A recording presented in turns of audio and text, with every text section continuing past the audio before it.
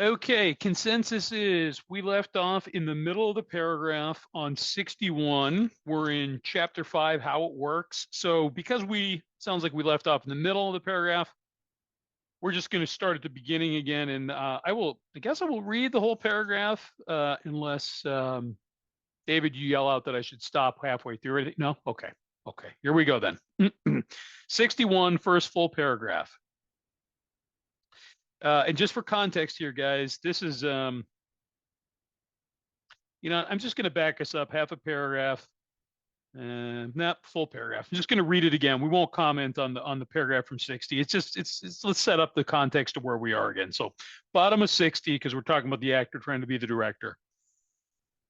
The first requirement is that we be convinced that any life run on self-will can hardly be a success. On that basis, we are almost always in collision with something or somebody, even though our motives are good. Most people try to live by self-propulsion. Each person is like an actor who wants to run the whole show, is forever trying to arrange the lights, the ballet, the scenery, and the rest of the players in his own way. If his arrangements would only stay put, if only people would do as he wished, the show would be great. Everybody, including himself, would be pleased. Life would be wonderful. In trying to make these arrangements, our actor may sometimes be quite virtuous. He may be kind, considerate, patient, generous, even modest and self-sacrificing. On the other hand, he may be mean, egotistical, selfish, and dishonest. But as with most humans, he's more likely to have varied traits. Okay, so we sort of reset the context here. Actor trying to run the whole show. What usually happens? The show doesn't come off very well. He begins to think life doesn't treat him right. He decides to exert himself more. He becomes, on the next occasion, still more demanding or gracious, as the case may be.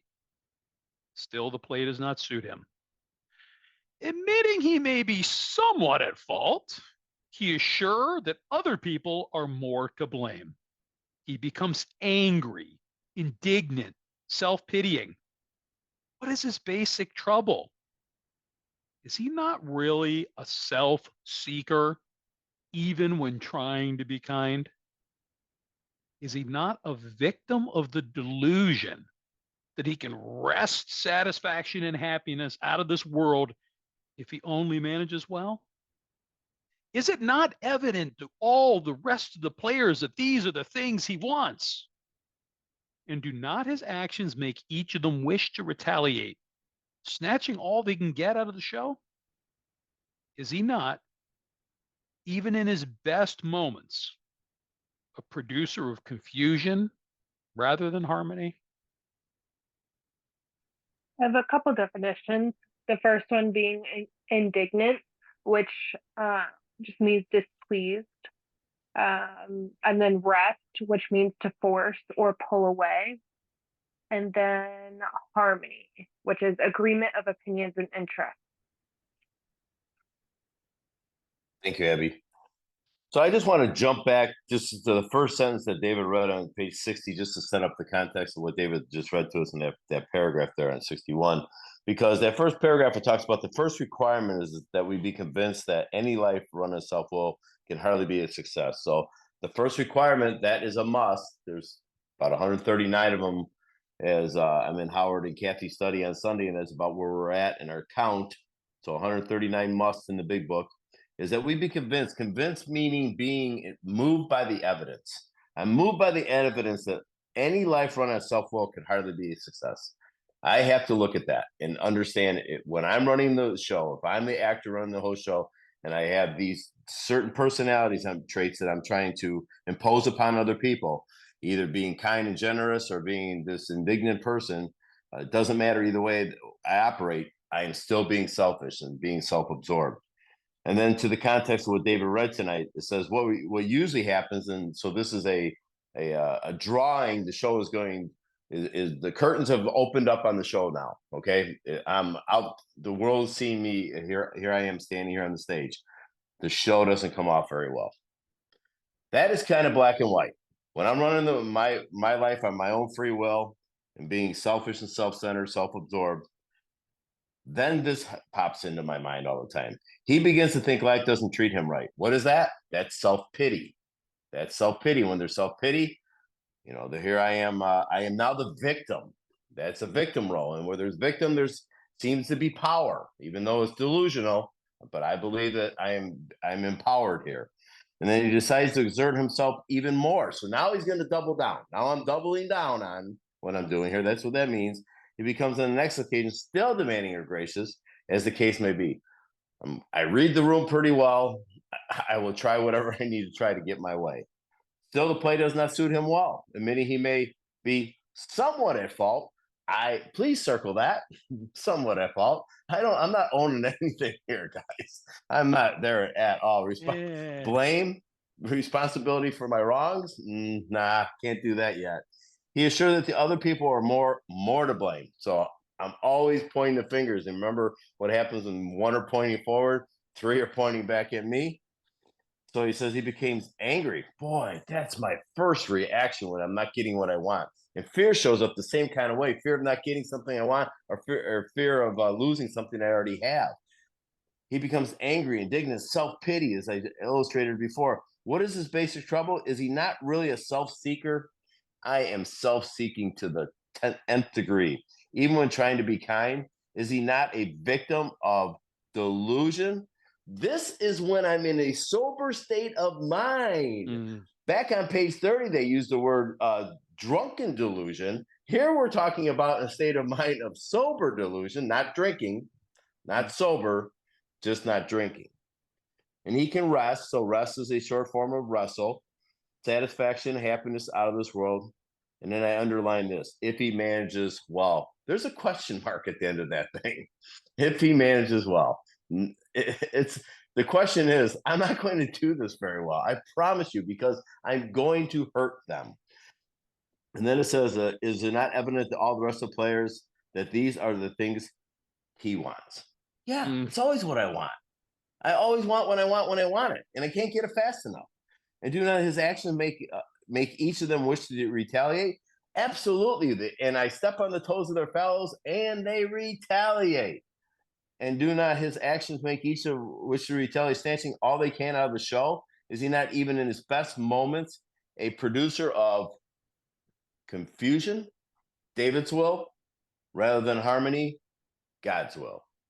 That is a question. This is a page I quite often take someone I'm working with to, and I have them read this page from where David started off in the beginning on page 60 in the 4th paragraph, and we will finish here and have a detailed conversation about this when they're having a lot of unmanageability in their life, when they're really trying to force their will on situations and relationships. And then at the very end, I'll ask them that question, because it does end with a question there.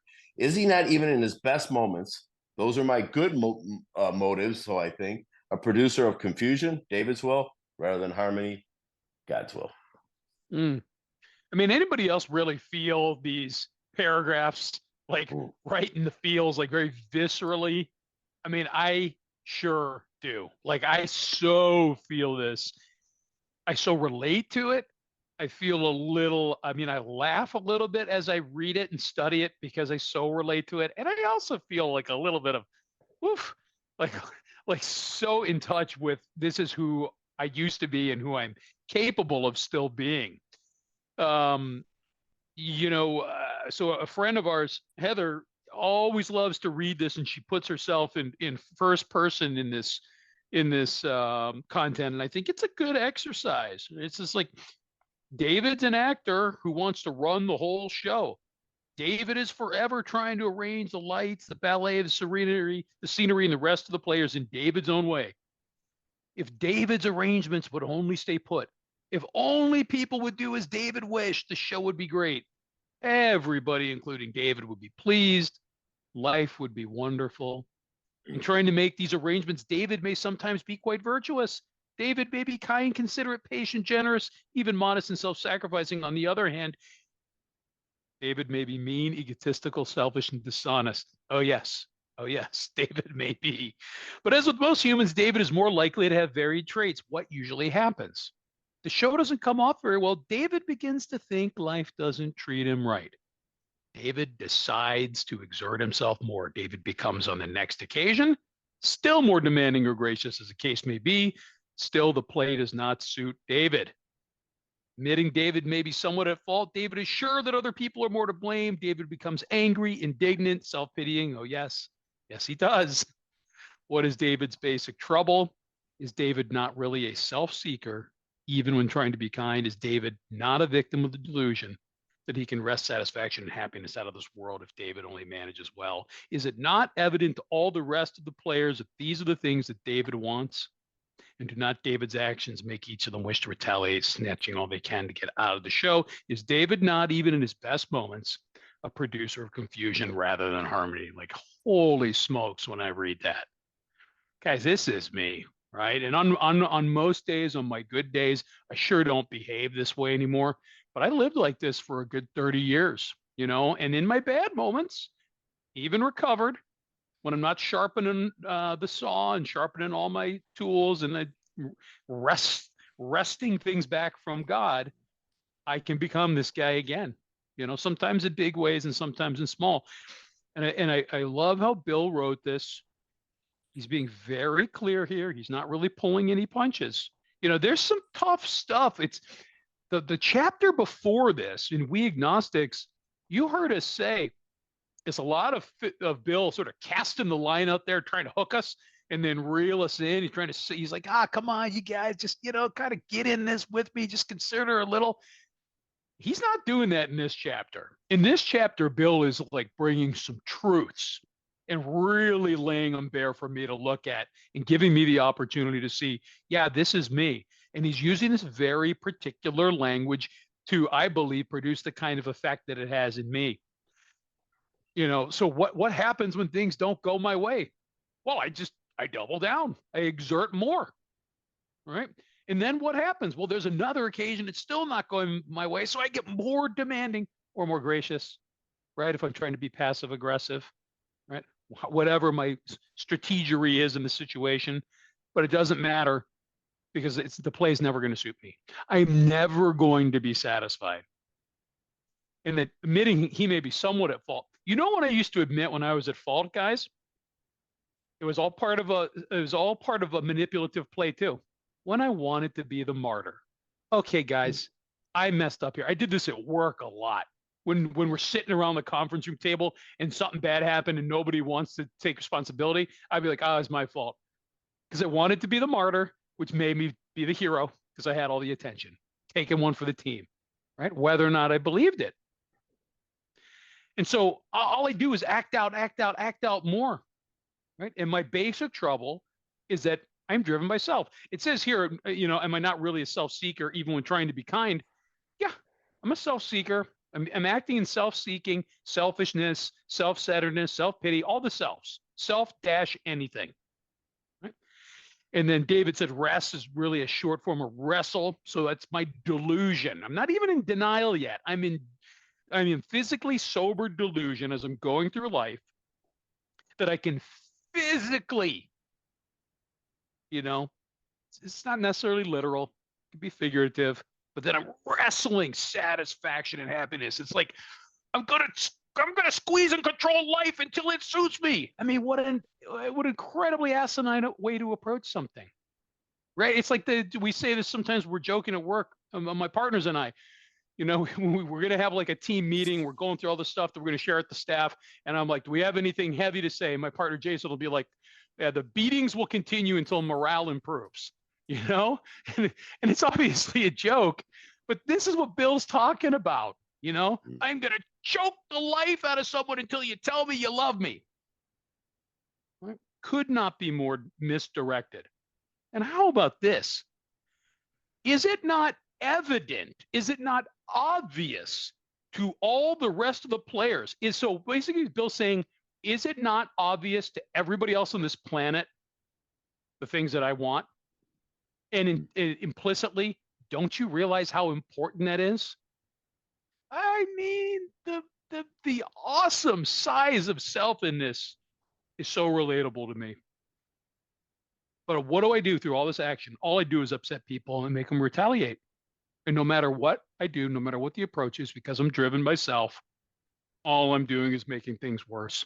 I'm never bringing things together in harmony and concert. I'm always splitting them apart. And to David's point there too, it's like again, I don't think too little, too much about myself. It's all I do is think of myself.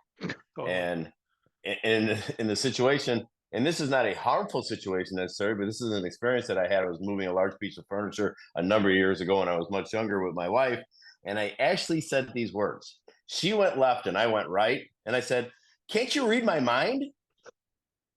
It's like, what the hell? What's that? It came right out of my mouth. It's like, dude, that's what I think. I think everyone's thinking about me 24/7. And they should do as I wish they should do. And if they would, life would be so much better. It's so ridiculous. No one needs to change anything. This is an internal illness with an internal solution. Period. The end. Everybody remember like the first social event you went to after you stopped drinking or drugging, right? I was so worried that everyone was going to be so obsessed with why I wasn't drinking.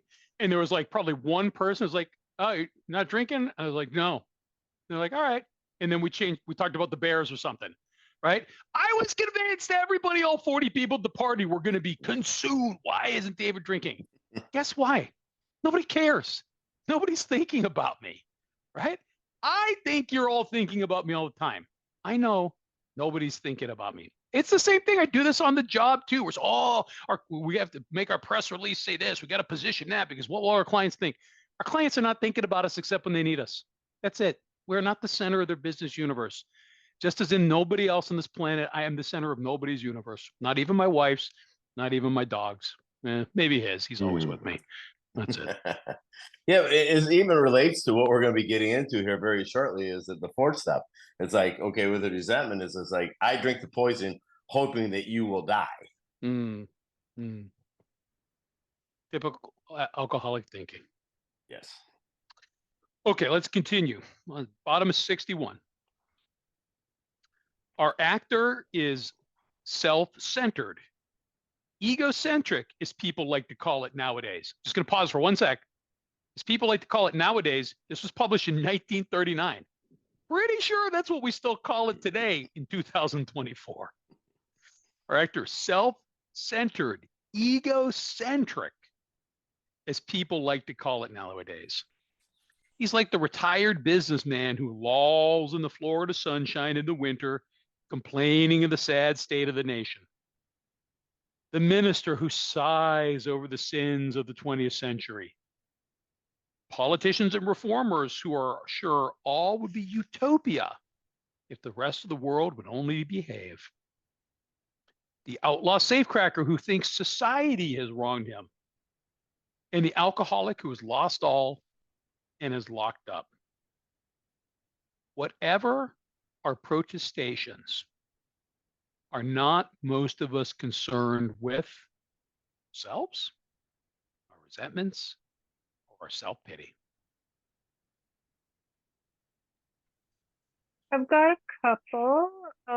Lulls, which is lounges or spends time in idleness. Utopia, which is a place of ideal perfection. And protestations, which is declarations, strong or formal expressions of dissent or disagreement. So in this sentence, he is a retired businessman who lounges in the Florida sunshine in the winter, complaining about the sad state of the nation.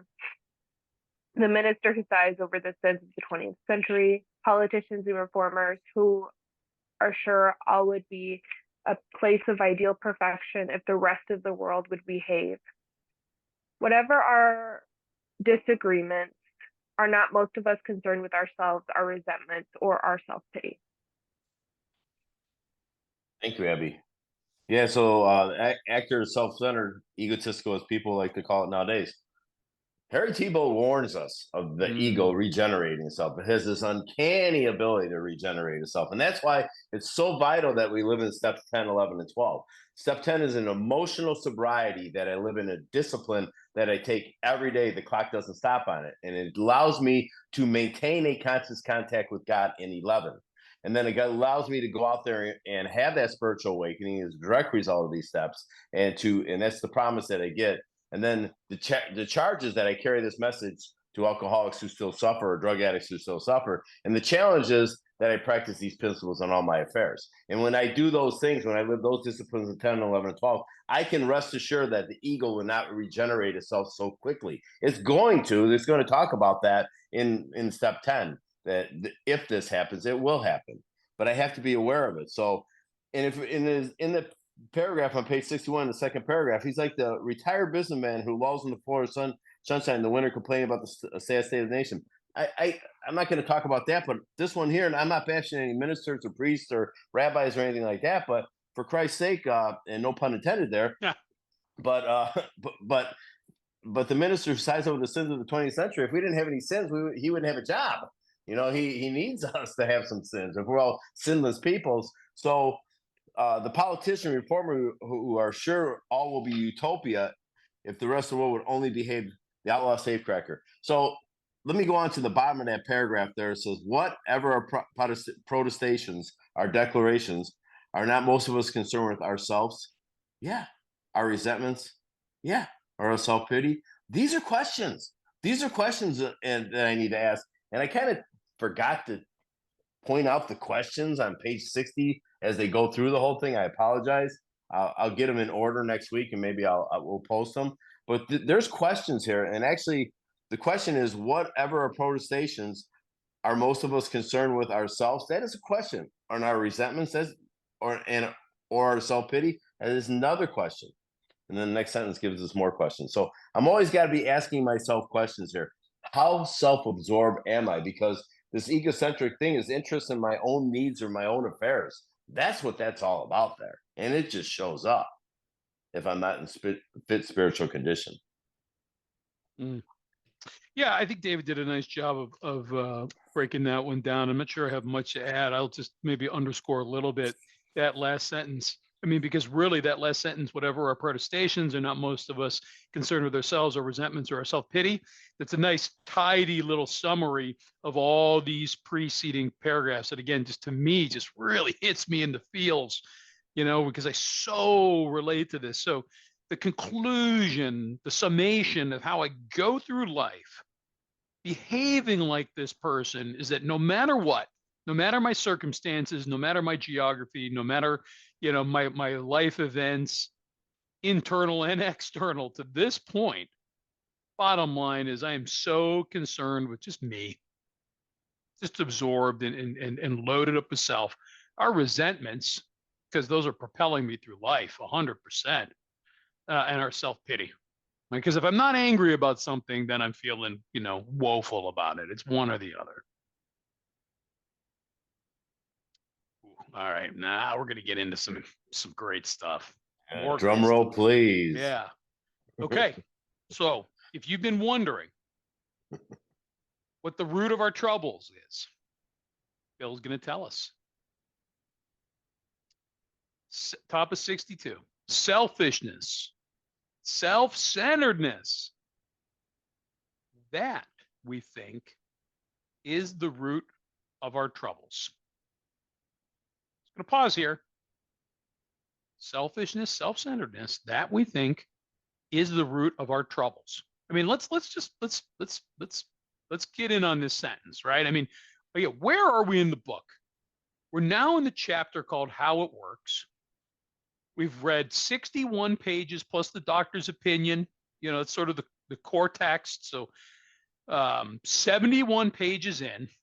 And what have we learned, right? We spent 53 of those 71 pages on step 1, where we learned about our physical powerlessness, you know, our craving, allergic reaction, our mental powerlessness. When we stop, we can't stay stopped.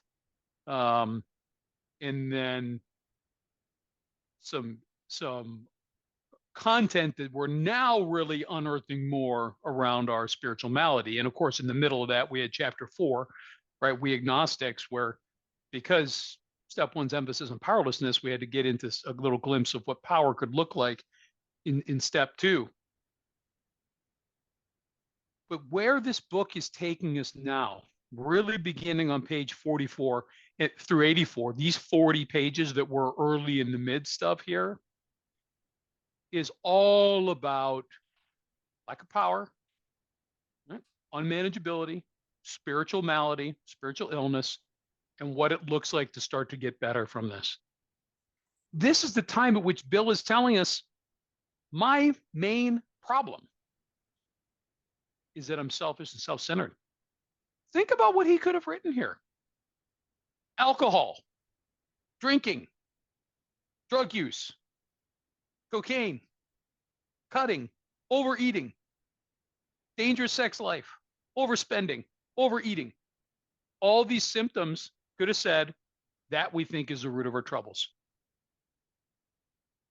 And the reason why is all of those things are just symptoms. All those things are just symbols. Selfishness, self-centeredness, my unmanageability. That we think is the root of our troubles. Yeah, David did a really nice job with that because it really is the setup for why are the benevolence alive and well in my life? Well, this is the setup for the whole thing right here. Selfishness, the concern excessively or exclusively with oneself. And then self-centeredness is consumed with myself. That we think is the root of our troubles. So as I look out into my backyard, it's getting dark, it's dusk outside, but I can still see the trees. And they're pretty darn tall. I couldn't climb to the top of them. I don't have a ladder long enough to do that. And I certainly don't know how deep the roots are. But the roots are pretty darn deep if that tree is 30, 40 feet in the air, right? To be able to support that tree from ground up. So I don't know how deep these roots are in my life, how selfish and self-centered I am. And this is why we were going to be getting into a vigorous course of action here very soon. And the vigorous course of action that we're going to be talking about is not just step 4. It is steps 4 through 9. But this is why they got to find out, how deep do the roots go? How selfish, self-centered am I? And then David will read the rest of this paragraph. He's really going to elaborate on this and what our problems are. Really, truly. And as I said on page 45 after that, we don't talk about alcohol in our bodies any longer after page 45. We're talking about, and we're going to start about, in not yet, but in about 5 more pages, we're going to start talking about power flowing in. But at this point, we're taking a bit of a beat down. We're hearing the truths about ourselves. We're hearing the real truths about ourselves. The real problem that my life is unmanageable. Step 1. We're finding out that I had to make a decision here in step 3 very soon. Just having belief in step 2 here. And David said something earlier on too, that about this being like how this feels when we're reading this. This really makes me emotional. It really does make me emotional when I read these paragraphs 60 through 63, because that's the root. That is my troubles. It's all my troubles are stem from this. So I just love these pages here. I just love taking people through these pages here. Bill is just such a mystic. He just really is. Selfishness, self-centeredness, that we think is the root of our troubles. Driven by 100 forms of fear, self-delusion, self-seeking, and self-pity, we step on the toes of our fellows and they retaliate. Sometimes they hurt us seemingly without provocation.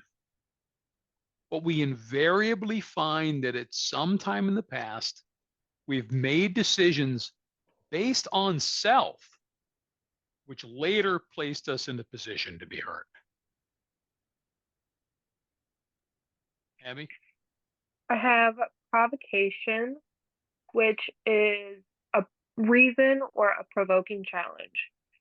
So in this sentence, sometimes they hurt us seemingly without reason or provoking, but we invariably find that at some time in the past we have made decisions based on self, which later place us in a position to be hurt. Thank you, Abby. So Bill's being quite a gentleman here, saying that we think it is the root of our troubles. David and I are huge fans and tens of thousands of hours of studying with guys like Mark Houston and Joe Hawk, Herb Kay, the Parkers, the Ramers, Howard and Kathy, and all these people. I'm going to go with Mark Houston at this moment because this is the one that stands out for me the most. It just kind of makes it drives it home. It makes it a visual for me, and I kind of I can grasp this. It says, driven by 100 forms of fear. That means I'm not in charge. Anyone who's driving me, Uber, my wife, one of my adult children, one of my adult grandchildren, whatever it is, and taking me around, or if I'm in a car with someone else, I'm not in charge. I'm being driven by what? 100 forms of fear, self-delusion, self-seeking, and self-pity. So I like to be a little bit dramatic, take the context of this book and blow it up a little bit. That means I'm being blocked by 400 things. 400 things blocking me from power. That this fear, self-delusion, self-seeking, self-pity. We step on the toes of our fellows and they retaliate. They push back.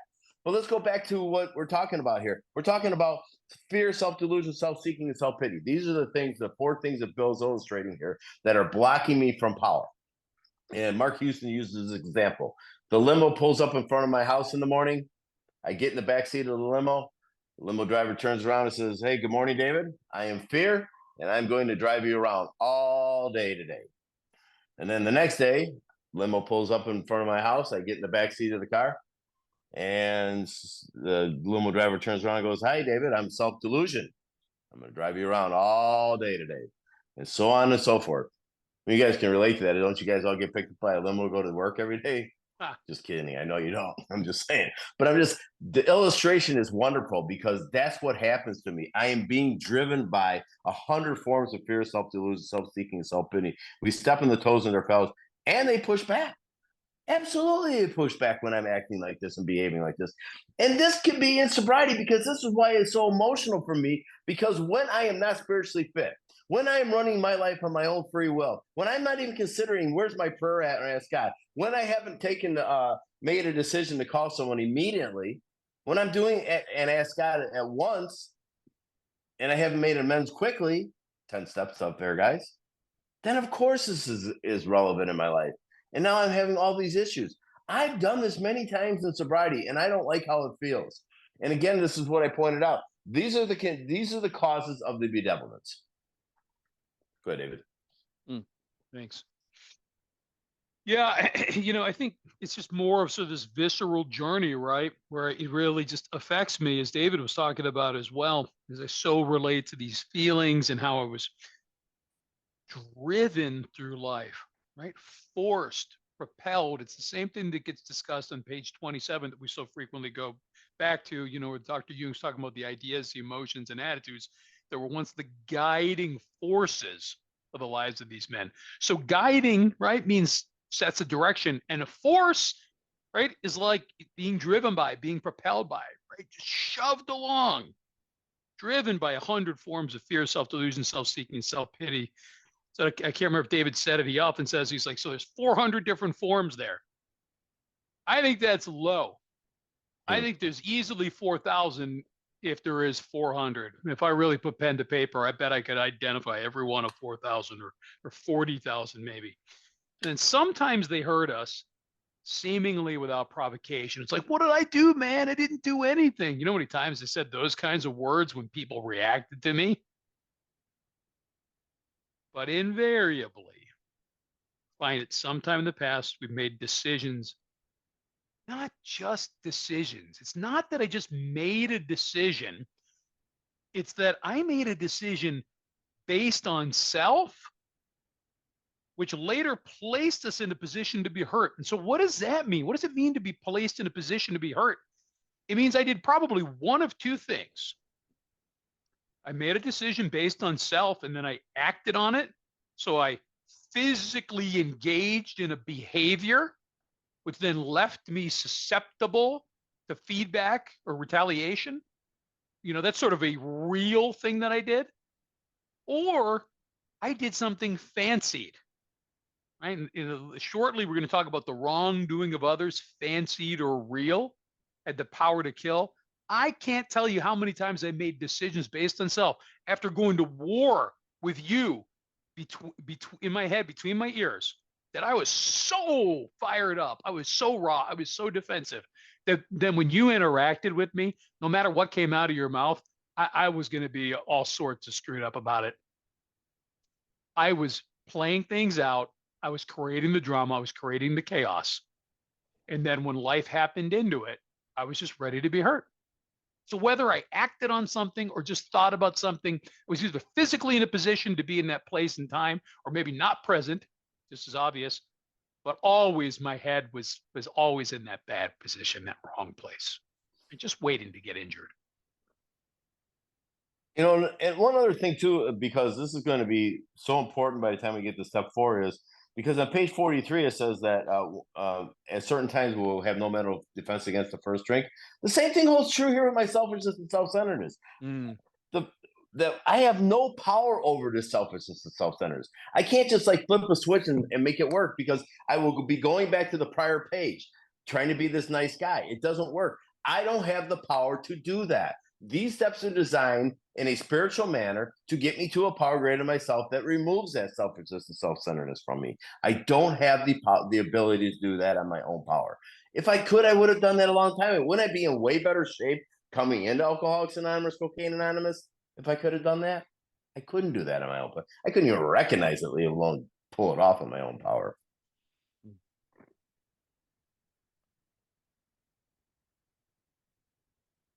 second paragraph on 62. So our troubles, we think, are basically of our own making. They arise out of ourselves. And the alcoholic is an extreme example of self-will run riot, though he usually doesn't think so. Highlight this one too. Above everything, we alcoholics must, one of those 139 musts, above everything, we alcoholics must be rid of this selfishness. We must, or it kills us. God makes that possible. And there often seems no way of entirely getting rid of self without his aid. Many of us had moral and philosophical convictions galore. We could not live up to them, even though we would have liked to. Neither could we reduce our self-centeredness much by wishing or trying on our own power. We had to have God's help.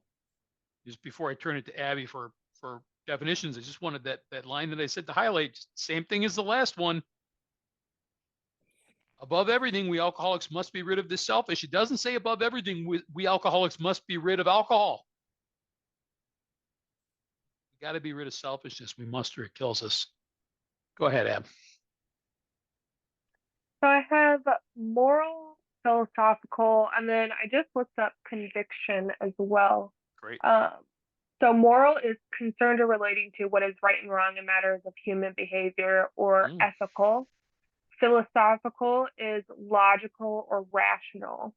And then a conviction is convincing or more often being convinced, a strong belief. So many of us had ethical and logical strong beliefs galore, but we could not live up to them even though we would have liked to. Nicely done. Go ahead, David. And it's yeah, thank you for those definitions. So I'm just going to start just with the first sentence because there's so much there. So our troubles, we think, are basically of our own making. My problems or my troubles, however way you want to put it, are coming at me. Or they're not coming at me. They're coming from me. That's what that's saying. They're not coming at me. They're coming from me. So the thing is here is if my troubles are my own making. So because of your trouble, if you're making troubles in my life, if Carol or Scott making troubles in my life, then you need to change something for me to be better. But that's not true. You don't need to change anything for me to be better. If I just stop making my own troubles, I'll be in a better shape physically, mentally, and spiritually. But I don't have the power to do that because the paragraph is so strong. They rise out of ourselves. So this is like the 18th time in the book, in the last 2 paragraphs, that Bill's talking about self. And our alcoholics is extreme. David emphasized the word extreme there. Circle it, please, because a lot of people are selfish and self-centered. Bill's really trying to emphasize the fact how selfish that we really are. And it says here, of our self-will run riot. You know what a riot looks like, guys? That's what my life looks like internally. Though he usually doesn't think so. Again, David's point is, I think the rest of the world is treating me unfairly. I think you're causing my troubles in my own life. It's delusional. This is the delusion in sobriety of not drinking. This is not with the drink in my body. Above everything, we alcoholics must be rid of selfishness. Why? The death threat. David and I, when we first started doing Zoom meetings, when COVID hit, we hit one up in Chicago, and we learned about these death threats that Bill puts in the book.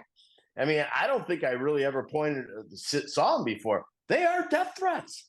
These are death promises. However you want to look at them, however you want to state it, I don't really care. We must, or it kills us. That's pretty strong language. How many people do you know in Alcoholics Anonymous, Cocaine Anonymous, that could not do this work or would not? Would not, yeah, a lot of would nots would not do this work. And as I stated before, if I could have removed myself and just when I had done that a long time ago, Yeah. it says here, no, God makes that possible. I circled that. And are these often seems no way of entirely getting rid of self? The 21st time in the last 2 pages, he said self without capital letter, his aid. So that means that there's going to be some work on my part if it's just his aid. He's just not going to wave a wand. He's not this guy sitting in a chair with a long beard and a cane. He's not just going to do that. I am going to be responsible to do this work 4 through 9. It said many of us had moral and philosophical, so sense of right and wrong. Always had that. And convictions, which is wisdom. I know right from wrong. Galore, but we could not live up to them even though we would like to. Again, I couldn't produce that on my own power. Neither could we reduce our own self-centeredness. This is 22nd time in the book, in the last 3 pages, that he talked the word about self, much by wishing or trying our own power. And I love this here because the next paragraph is going to be our launching pad. But prior to that, it says we had to have God's help. We must have God's help. I must have God's help. You know, whatever God of your no understanding it is, he's got to help me with this. I can't remove this on my own. And this is the depth that showed up in my life that is black and white on this page. We must, or it kills us. So do I desperately need Cocaine Anonymous, Alcoholics Anonymous? And do I desperately need God? That is the question I'm going to ask myself. Because when I read these pages here, I desperately need both those equations. I desperately do. So you know what's great about this book, and Father David especially brings this up frequently, that this is a textbook intended to be read and studied. And the more that I read it and reread it and study it, you know, it's a big group or on my own or small, however I do it, right? Many different ways. I just see all these constant callbacks to the critical concepts that are introduced early in the book. And sometimes Bill sort of drops a bomb and then he goes pages and pages and pages before he comes back to it.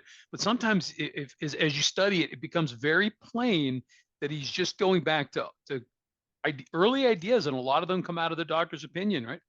So our troubles, we think, are basically of our own making. Remember on Roman numeral 29, what the doctor just very briefly describes the spiritual malady, right? Our restlessness, our irritability, our discontent, the powerlessness cycle we get in. And he wraps up that top paragraph on Roman numeral 29 and saying, and unless this person can have a complete psychic change, there's very little hope of recovery. So this is a callback to this, guys. It is my psyche, which is comprised of everything that's inside me, not external to me. What's inside me? My thinking, my feeling, and my beliefs, my attitudes, right? Lately, I've been trying to use this imagery of where does my psyche exist? And I say it starts just underneath the inside of my scalp and it goes down to just above the soles of my feet, right? Everything inside my body here. And when I got these twisted thinking and feeling and belief systems, I am constantly creating my own problems, right? Everything comes from the inside. What I believe, what I think in my unrecovered state is that it's everything outside of me. If my boss would just get off my case, right? If my wife would just stop nagging, right? If the neighbors would stop blowing their leaves onto my lawn or whatever other crazy thing I could come up with. But it's not. It is my reaction to all these things that defines who I am. And that's why in the spiritual experience of penance talks about a profound alteration in my reaction to life. Nobody changes. Nothing changes. Same wife, same coworkers, right? Same doctors, lawyers, judges, cops, neighbors. same politics, right? Same all these very things that get us all fired up. Everything's the same. What's different is when I get healthy, I react differently to them. But all this arises out of myself. It's all internal. David talked about these bedevilments. They're all internal. And you bet your bippy, I'm an extreme example of self-will run riot. I never believed. I had to have so much self-centeredness, so much self-reliance because I couldn't believe in anything beyond me. I didn't believe people could help me. I didn't believe there was a God that could help me. I didn't believe in community. I only believed in my own abilities, my own intelligence, my own strength, until that proved ineffective, till King alcohol and so many other things beat me down. Right? So above everything, we alcoholics must be rid of the selfishness. Not above everything, we alcoholics must be rid of alcohol, because guess what? If I get to God and then build and maintain and grow an effective relationship with God, I'm promised in the 10th step that I'm not going to have to worry about alcohol. I don't have to actively be rid of alcohol because it's going to go away when I'm rid of self. When self is sacrificed, alcohol will no longer be a problem. I won't have a relationship with alcohol. I won't have a healthy relationship with alcohol. I won't have an unhealthy one. I just won't have any kind of relationship at all. Right? And I can't do it. God makes it possible. And again, it's not just enough. Yeah, I got to be into action and I got to pray and I got to form this relationship with God. But God doesn't fix me. It's my relationship with God that lets God fix me, right? It's a very important distinction, because if I get to God and I get healthy, but then I wander away from him, is God still going to help me? Not my experience. But if I get that healthy relationship with God and I keep it healthy, God will continue to use his power to help me out as he sees fit, though, by the way, right? Not at my behest, not at my bidding. God's going to figure out what I need. Often seems no way of getting rid of self without his aid, without question. Many of us had moral and philosophical convictions galore. How many of us went to organized religion? How many of us went to self-help seminars, right? Tony Robbins and 7 Habits of Highly Effective People, and went to the gym and started another diet, or went celibate, like any of these systems and thinking, and especially if it's an extreme one, right? Like, because the more extreme, the better. God forbid we do anything in moderation, right? Did any of these things work? No. What does? The God idea, the God concept, right? Yeah, can't wish it away, blah, blah, blah. Yeah, got to have God's help. Hey, Bill, it's just, how many times does it say the same thing in this paragraph? 2, 3, 4 times? Can't do it on my own. God can do it if I have an effective relationship with him. Okay. One more paragraph. Bottom of 62. This is the how and the why of it. First of all, we had to quit playing God. It didn't work. Next, we decided that hereafter in this drama of life, going back to the actor-director, right, this drama of life, God was going to be our capital D director. He is the capital P principal. We are his agents. He is the capital F father, and we are his children. Most good ideas are simple. And this concept was the keystone of the new and triumphant arch through which we passed to freedom. Ab? Nothing? Okay. Ash? All right. No? Okay. Ashley, you got anything? Ashton? Okay. All right. So a lot in this paragraph, and we may have to come back to it even next week a little bit just to set up for the next one. But so this is the how and why of it. First of all, so when is first of all? This is immediately. Order of We had to put- operations, right? Order of operations, right? Yep, absolutely. First. We had to quit playing God. Yeah. So we're switching. We're going to see a switching of a primary position to secondary position here in this paragraph. So this is the how and why of it. immediately we had to quit playing God. That's the how. Why? Because it didn't work. Bill answers questions immediately for us. And it says next, that's the order of things. Next, we decided the hereafter in this drama of life that I've created, God was going to be our director. Director is one who is in charge, and he is our principal. Principal is first in order of importance. We are his agents, one who acts on behalf of another. I'm going to steal one from Cameron F. How would you like to have a business card to go to a meeting of Alcoholics Anonymous? And you hand out your business card to the new person at the door, and you said, hey, David G., agent of God, and pass him over a card. Because that's what we are. We get to act on behalf of a power greater than ourselves. This is some fantastic news. We just got to get unblocked from self first. And he is our father, a man in relationship, and pay attention to this, to his natural child. God has no grandchildren. We're all children of God. I try to treat everybody the way I want to be treated, right? The golden rule. Today I do. And we are his children. Plural. In importance or immature or irresponsible person. That's me. Thank you very much. Most good ideas are simple. Yeah, I would say so. And this concept was the keystone. Keystone is our third step. That is the top of the arch that holds the arch in place. We have our foundation. We have our cornerstone. The foundation was step one. The cornerstone is our second step. The third step is the keystone at the top of the arch, at the very top, so that we can triumphant arch, arch through which we pass to freedom. Because now we're going to do steps 4 through 9. So again, director, one who is in charge, principal, first in order of importance, father, a man in relationship with his natural child, agent, one who acts on behalf of another, and children, plural. Children is an immature or an irresponsible person. So here I am making this decision in order of importance here, in order of things. And now I'm going to start to get ready to launch into a vigorous course of action, which is going to be steps 4 through 9.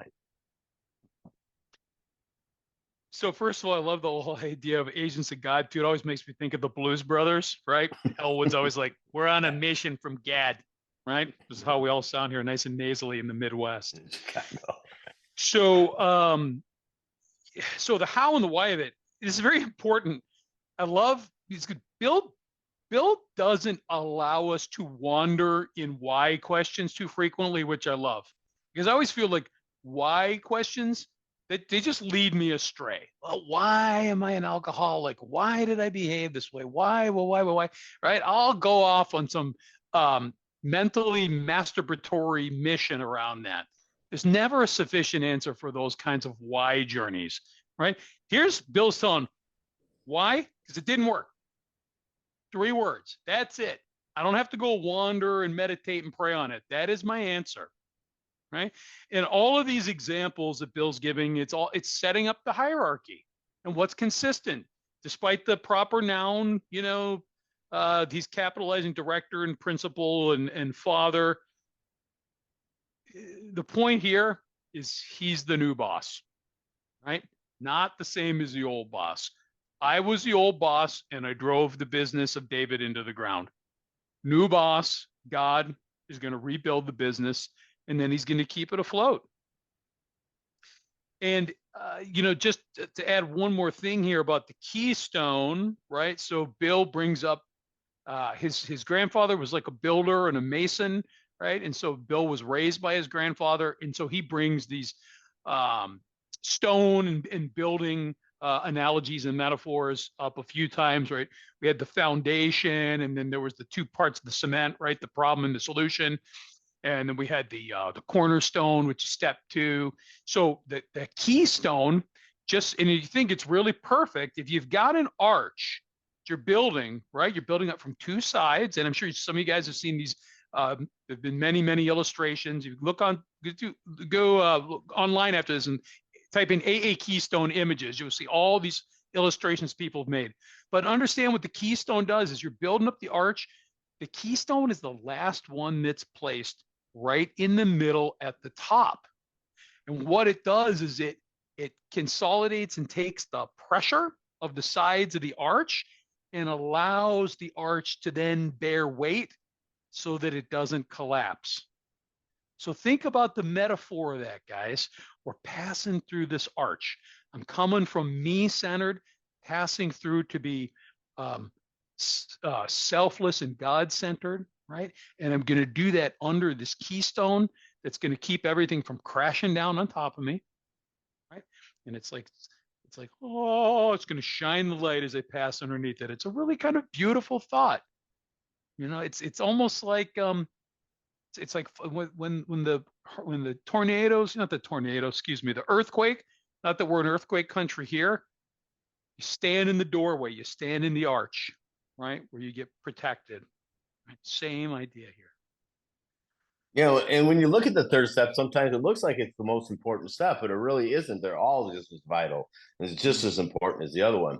But the thing about it is, because of step 3, we do pass through this arch, because now we're going to need the handrails or the guardrails, whatever you want to call them, of steps 4 through 12, because we're going to bounce from side to side. We're just going to need those things, and that's what they're set there for. 4 through 12 are guardrails. That's what they are, or handrails, whatever you want to call them. I don't care. But that's what we're just passing through right now, right? But we're on the path. That's good news for us. We are on the path because we are no longer going to play God, and we have made a decision that we don't want this selfishness and self-centeredness in our life anymore. So now we got to get busy at the bottom of this page. We'll find out what that looks like next week. All right, perfect place to stop.